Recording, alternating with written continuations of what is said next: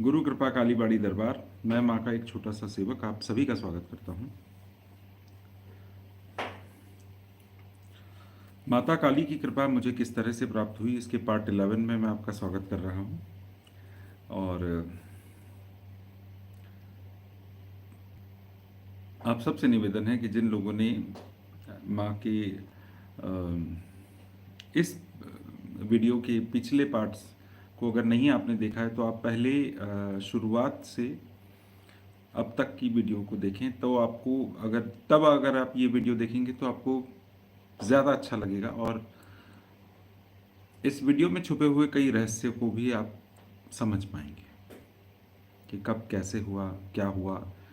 चरण ब चरण अगर आप समझेंगे तो आपको ज़्यादा अच्छा लगेगा।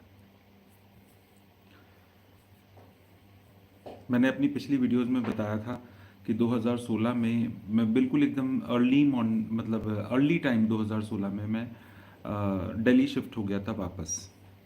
और वहीं से मैं अपने सारे बैग एंड बैगेज के साथ में दिल्ली जब शिफ्ट हुआ, मैं एक बात बताना भूल गया था कि माँ की पूजा के साथ साथ में मैंने वहीं पे 2014 से ही शायद गणेश जी की एक छोटे से विग्रह घर पे स्थापित किए थे। और माँ और गणेश जी दोनों का पूजन मैं किया करता था। मैं ये बात बताना भूल गया था। उस समय तक मुझे गणेश जी का कोई इस तरह से एहसास नहीं था, लेकिन गणेश जी की पूजा माई के साथ साथ में गणेश जी की पूजा शुरू हो चुकी थी, तो मैं दोनों लोगों को पूजता था, दोनों को लेके चलता था। सिर्फ गणेश जी और माँ काली यही दो मेरे यहाँ पे पूजते थे, और माँ का विग्रह खंडित था, ये मैं आपको बता ही चुका हूँ। तो दिल्ली में जब शिफ्ट हुआ, बिल्कुल एकदम जनवरी में ही मैं शिफ्ट हुआ था, बिल्कुल साल के शुरुआत में। और वो समय ऐसा था कि मतलब चैत्र के नवरात्रों से कुछ पहले की बात है कि मैं इनिशियल टाइम में मैंने अपना घर वर लेके और कुछ काम से, आपने सुना होगा कि उस समय पे जो लोग दिल्ली के हैं वो लोग जानते होंगे कि 2016 में आर्ट ऑफ लिविंग की क्लासेस चली थी सन डायल के आसपास में दिल्ली में। और उस आर्ट ऑफ लिविंग की क्लासेस में कुछ हमारी कंपनी की तरफ से कोई सहयोग होना था, जिसके लिए काफ़ी सारी हमारे को कुछ कंस्ट्रक्शन करवाना था, तो हमारी कंपनी को ये काम करके देना था। तो उस समय पे हम लोगों ने वहाँ पे कुछ काम मैं मॉनिटर किया और कुछ काम को करवाया था, तो मैं वहाँ पे बीच बीच में जाया करता था। कुछ टाइम रेगुलर मुझे जाना ही पड़ा था। तो वहीं एक बार की बात है, मैं वहाँ गया हुआ था इंस्पेक्शन पे, और वहाँ से मुझे निकलना था, वो डिस्टेंस पे था मेरे से, तो मुझे वहाँ पे ट्रैवलिंग में इनिशियल टाइम में, क्योंकि मैं जस्ट उस टाइम शिफ्ट हुआ था, तो मेरे लिए ट्रैवल करना थोड़ा सा मुश्किल था, तो मैं करता था और मुझे टाइम ज़्यादा लग जाता था।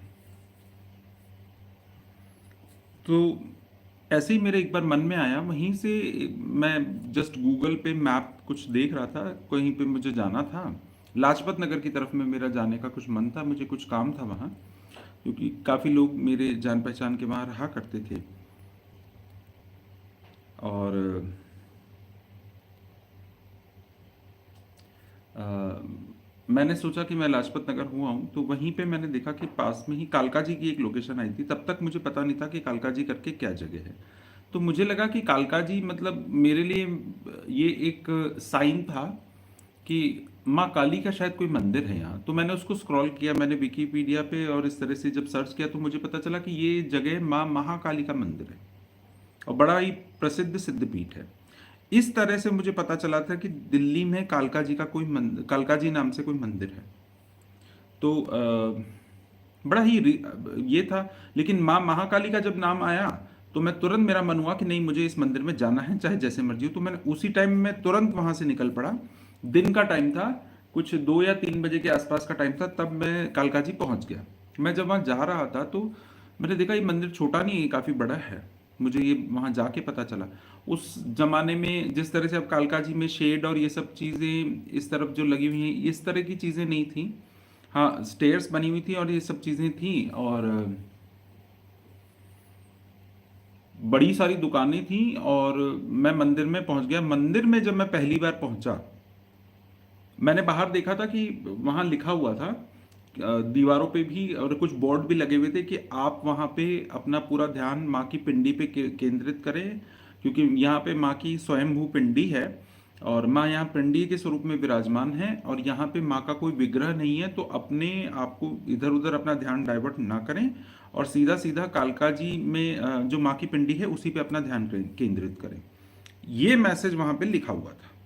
जब ये मैसेज पढ़ के मैं आगे बढ़ा, पहले तो मेरा मन थोड़ा सा होता, अच्छा मैं अब तक जहाँ पे भी माँ काली के मंदिरों में गया था वहाँ पे मैंने माँ के विग्रह देखे थे, मैंने पिंडी स्वरूप के किसी भी मंदिर में दर्शन किए ही नहीं थे। तो मैं मंदिर में गया, बड़े खुले दर्शन मेरे को उस जमाने में हुए थे, वैसे दर्शन मेरे को कभी आज तक वापस नहीं हुए। मैं जब माँ के मंदिर में पहुंचा तो माँ वहाँ पे आराम से बैठी हुई थी और अंदर जाते ही मतलब मैं माँ से मिला और मैंने माँ के दर्शन करे और मैं वहाँ पे ढूंढ रहा था, मतलब मैंने वहीं पे खड़े खड़े माँ से कहा, माँ मुझे आपका ये स्वरूप इतना सुंदर नहीं लगा जितना मुझे आपका महाकाली का जो मतलब जिसमें आपकी 4 भुजाएं होती हैं या 10 भुजाएं होती हैं, मुझे वो ज़्यादा अच्छा लगता है। ऐसा मैंने माँ से कह दिया कालका जी में, बिना कुछ सोचे मैंने ये बात बोली थी। लेकिन जब मैंने ये बात उनसे कही तो मैंने मतलब मुझे ऐसा लगा भी कि मुझे शायद ऐसा नहीं कहना चाहिए, लेकिन फिर भी मैंने कह दिया कि माँ मुझे आपसे मिलके उतना मज़ा नहीं आया जितना मज़ा मुझे आपके मतलब महाकाली स्वरूप को देखने में आता है, जिसमें आपके हाथ होते हैं, आपकी आंखें होती हैं, 3 आंखें मुझे आपकी, क्योंकि मुझे हमेशा से माँ हमेशा जब भी महसूस होती थी तो मुझे 3 आंखें अच्छी लगती थी माँ की, हमेशा से। मैंने माँ को जब भी देखा तो मैंने 3 आंखों में मेरा देखने का मन होता था, तो वो 3 आंखें मुझे बड़ी अट्रैक्ट करती थी। तो मैंने जब माँ से ऐसे कहा तो उसके बाद में मैं वहाँ पे घूम घाम के और दर्शन वर्शन करके मैं मतलब है ना मैं जल्दी से निकल आया, क्योंकि वहाँ पे आरती शुरू हो रही थी और आरती वहाँ की मतलब माँ ने मेरे को ऐसे समय पे बुलाया था जिस टाइम पे वहाँ पे उनकी आरती हो रही थी, लेकिन मैंने मतलब वो आरती अटेंड नहीं की और मैं बाहर निकल आया। मुझे लगा कि बड़ी है ना टाइम लग जाएगा, तो मैं निकल आया। और उस दिन का दिन है आज का दिन है, सच बता रहा हूँ, मैंने माँ की आरती उस टाइम छोड़ी थी, आज तक मुझे वहां पे आरती के लिए अंदर है ना खड़े होने के लिए नहीं मिलता। मुझे बड़ा दुख होता है, मतलब मैंने कितनी बड़ी गलती करी थी। इनफैक्ट मैंने जो उस टाइम पे माँ को ये बात बोल दी थी कि माँ आपका पिंडी स्वरूप मुझे इतना अच्छा नहीं लगा, लिटरली मुझे सालों लग गए कि माँ की पिंडी घर पे आ जाए, वरना माँ की पिंडी घर पे आने को तैयार नहीं हुई थी।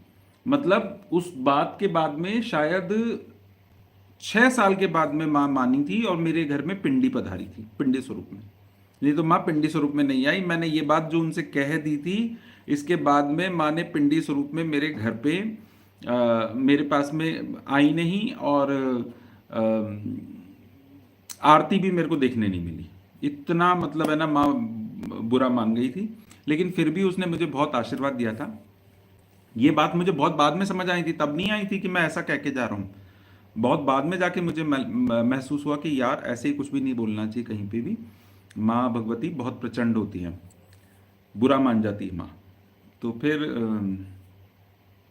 मैं वहाँ से निकल के जब बाहर आ रहा था तो मैंने वहाँ पे एक बुक मिल रही थी, दुर्गा सप्तशती की एक बुक मिल रही थी, तो मैंने वो ले ली, गीता प्रिंटिंग प्रेस वाली। और वहीं से मैंने माँ महाकाली का एक काला छोटा सा विग्रह ले लिया, वो भी क्ले वाला था, उस तरह का नहीं था। उस विग्रह को मैं बड़ी खुशी खुशी लेके आ गया, जबकि मेरे पास में तो ऑलरेडी माँ थी, लेकिन वहां मेरे मन में आया कि माँ खंडित है, मैं है ना एक दूसरा विग्रह ले लेता हूँ। मेरे मन में पता नहीं क्यों उस दिन ये बात आ गई, उसको लेके मैं घर आ गया और घर पे मैंने उनको मतलब पूजा नहीं था, मैंने बस रख दिया और 1-2 दिन के अंदर अंदर में मेरे घर पे बड़ा ही प्रचंड क्रोध होना मुझे वापस शुरू हो गया। जो स्थिति मेरी पहले हुई थी नवरात्रे पहली बार जब मैंने गए थे, वैसा का वैसा। मेरा बहुत बुरा हाल हुआ। हालांकि मैंने उस विग्रह की पूजा नहीं की थी। तभी मेरे को अचानक से ऐसा लगा कि शायद मुझे अब किसी से बात करनी चाहिए, तो मैंने उसी आदमी को वापस फ़ोन किया। बड़ी किस्मत से उस दिन मेरा फ़ोन उसको लग गया। तो मैंने उसको ये बात बताई कि ऐसे ऐसे मैंने कालका जी के दर्शन किए और मैं एक सप्तशती की बुक ले आया और मैं ये माँ का एक विग्रह ले आया था। और मेरे साथ में मेरे को बड़ी दिक्कत हो रही है, मेरे को बड़ी है ना, पता नहीं क्यों मेरे को ऐसा लग रहा है मुझे क्रोध आ रहा है। मैंने दोनों चीज़ों को लिंक नहीं किया था, मैंने तो बस ऐसे ही बताया था कि मुझे बस क्रोध आ रहा है। तो उन्होंने मुझे ये बात बोली कि अब तुम्हें समझ में आया कि मैंने तुम्हें खंडित विग्रह क्यों दिया था। मैंने बोला मतलब? उसने कहा कि ये भगवती जब भी घर पे पहुंचती है तो ये भूचाल मचा देती है। अभी तो तुमने उनकी पिंडी मतलब वो उसकी मूर्ति को पूजा तक नहीं है और देखो तुम्हारी क्या हालत हो गई है। यदि तुम पूज लेते तो तुम क्या करते, बहुत बुरा हाल हो जाता। उसने मेरे से ये कहा। मैंने कहा यार ये क्या बोल रहा है, मेरे समझ में आई नहीं ये बात। मैंने कहा मतलब समझ में मेरी ये बात जब आई नहीं तो मेरा बड़ा मूड खराब हुआ। फिर मैंने उसको बताया कि मेरे साथ में दुर्गा सप्तशती भी है। तो उसने बोला दुर्गा सप्तशती को कौन घर पे रखता है, इसको तो कभी घर पे नहीं रखना चाहिए, इसको तो घर पे रखते ही तुम्हारे साथ में बड़े बड़े परेशानियां चालू हो जाएंगी, ये हो जाएगा वो हो जाएगा, ऐसा बोलने लगा। तो मैंने बोला अब मैं क्या करूं? तो उसने बोला कि जब तुम यहाँ आओ तो मुझे दे देना। मैंने बोला ठीक है। तो मैं बिना सोचे समझे जो मैंने मूर्खता करी, मैं घर की तरफ जब गया तब मैं उसके कुछ ही दिन के बाद में मुझे घर जाना था। शिफ्टिंग के बाद मुझे एक बार जब घर जाना था तो मैं गया था।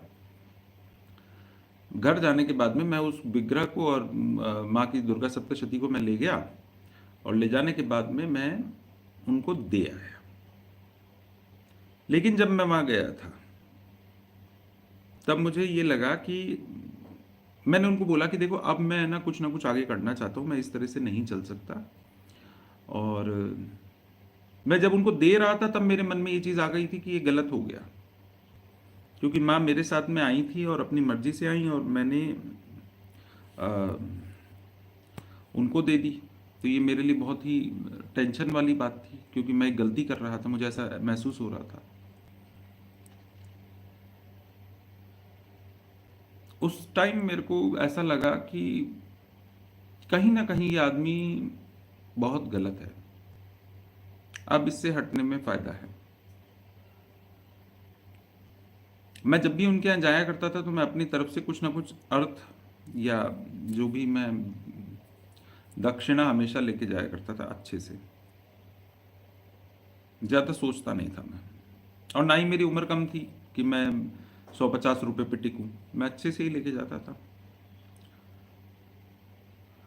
मैंने उनसे कहा कि मैं अब कुछ ना कुछ करना चाहता हूँ। वहाँ पे जब मैं गया था तो उनकी स्थिति कुछ ठीक नहीं थी, मानसिक रूप से भी मेरे को थोड़े विक्षिप्त जैसे लग रहे थे। तो उन्होंने मेरे को मतलब बड़े फ्रस्ट्रेट होके और काफ़ी सारी तंत्र से रिलेटेड बुक्स, जिसमें कुछ एक बड़ी ही खास थी, वो उन्होंने मुझे दे दी।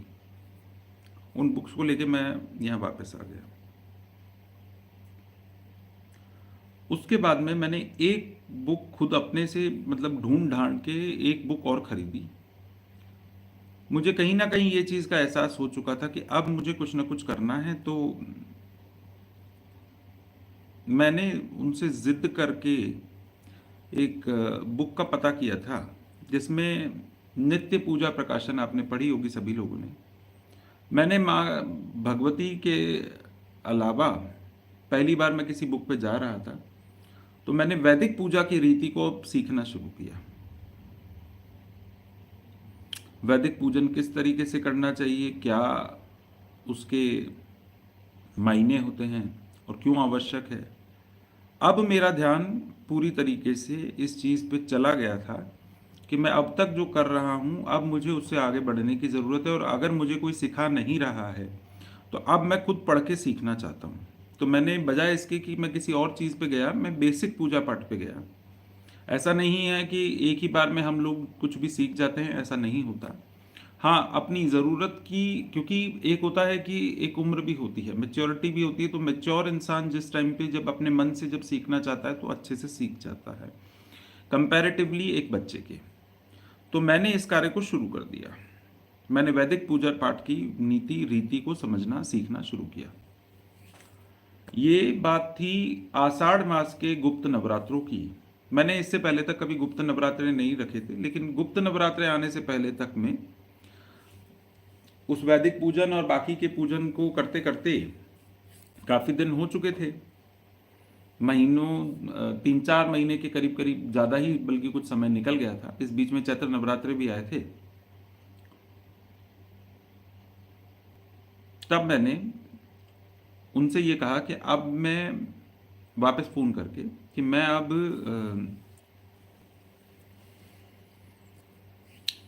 माँ की अब साधना मैं करना चाहता हूँ। तब उनके पैरों के नीचे से ज़मीन खिसक गई और उन्होंने मुझे ये कहा कि माँ महाकाली की साधना तो मैं आपसे नहीं कराऊंगा, आप चाहो तो मैं किसी अन्य महाविद्याओं में से किसी अन्य स्वरूप की साधना मैं आपको करवा देता हूँ। उसने मुझे कुछ डॉक्यूमेंट्स भेजे जिनको मैंने प्रिंट निकाला और मैंने देखा कि वो, मैं उस स्वरूप का नाम आपके सामने नहीं उजागर करूँगा क्योंकि ये उचित नहीं होगा कि मैं ये बताऊं कि मैंने क्या किया था सबसे पहले। लेकिन वो 10 महाविद्याओं में से ही एक देवी हैं जिनकी मैंने पहले साधना की थी और शुरुआत की थी। साधना तो क्या की थी, नवरात्रों में, गुप्त नवरात्रों में मैंने पहली बार, ऐसा कुछ नहीं था कि मैं अलग से उनका कोई फोटो विग्रह या ऐसा कुछ ले गया था, नहीं। मैंने सिर्फ जोत जगाई थी, कलश स्थापना की थी। जो मेरे पास में तंत्र ग्रंथ से निकले हुए कुछ कागज और विधि विधान मेरे पास में था और मंत्र मेरे पास में था, मैंने बस उसको, उस विधि को ही आगे बढ़ाने की प्रयास किया और अपनी ही माँ के विग्रह को उस स्वरूप में श्रृंगार करके, जो मेरे पास में खंडित था, मैंने उस पूजन का संकल्प ले लिया। ये समय था सुबह सुबह 6 से 7 बजे के आसपास का। उसी समय पे मैंने घट स्थापना की थी और ज्योत जगा दी थी और संकल्प ले लिया था। उस संकल्प को लेने के कुछ आधे से 1 घंटे के अंदर अंदर जब मैंने वो सारी विधि करके स्थापना कर दिया और उनका आवाहन और सभी कुछ मैंने जब कर लिया, उनको आवाहन करके जब मैंने बुलाया तो उसके तुरंत आधे से 1 घंटे के अंदर अंदर सुबह के 9 से 9:30 बजे के बीच में कुछ ऐसा हुआ जो कि मेरे लिए बिल्कुल भी अनएक्सपेक्टेड था और मैं हिल गया था उस बात को सुन के, क्योंकि मैंने साधना का संकल्प लिया था। मैं उस टाइम में घर में अकेला था और अचानक से कुछ घटित हुआ था जो कि अब मैं आपको अगले पार्ट में बताऊंगा। इस पार्ट में ये कहानी को मैं यहीं तक रख रहा हूं। आगे की कहानी अब आपको अगले जो पार्ट में बनाऊंगा उसमें आपको बताऊंगा। तब तक के लिए आप जुड़े रहें और आप सबसे निवेदन है, जो लोग साधना इस बार गुप्त नवरात्रों में करना चाहते हैं, मैं एक वीडियो बना रहा हूं और आप सभी को मैं जुड़ के इस बार ये साधना करवा दूंगा।